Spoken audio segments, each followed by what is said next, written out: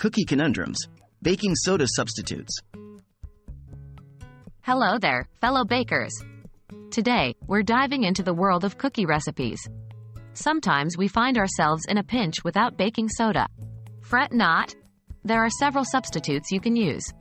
Let's explore them. Why is baking soda important?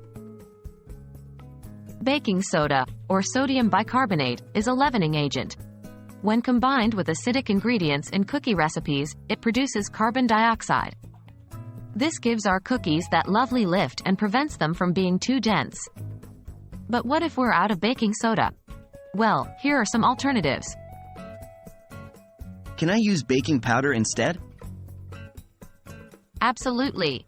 Baking powder is a mixture of baking soda and an acid. However, because it's not as strong as baking soda, you'll need about 3 times the amount of baking powder to replace baking soda. Example: recipe calls for 1 teaspoon of baking soda. Use 3 teaspoons of baking powder instead. Keep in mind that using too much baking powder can give cookies a slightly different taste and texture. What about buttermilk or yogurt? Buttermilk and yogurt are acidic and can be used as a substitute. If you're replacing baking soda with one of these, you'll need to adjust the other liquids in the recipe. For instance, if you're using a 1/4 cup of buttermilk or yogurt to replace 1 teaspoon of baking soda, you should reduce another liquid in the recipe by 1/4 cup. Can lemon juice or vinegar help? Yes. Lemon juice and vinegar are also acidic.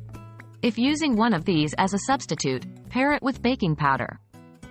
For every 1 teaspoon of baking soda, you can use 1 teaspoon of baking powder plus half a teaspoon of either lemon juice or vinegar. This will ensure the necessary lift and acidity balance. It's always handy to have a backup plan, especially in baking. Remember, substitutions can alter the flavor or texture slightly, so always be prepared for a slightly different outcome.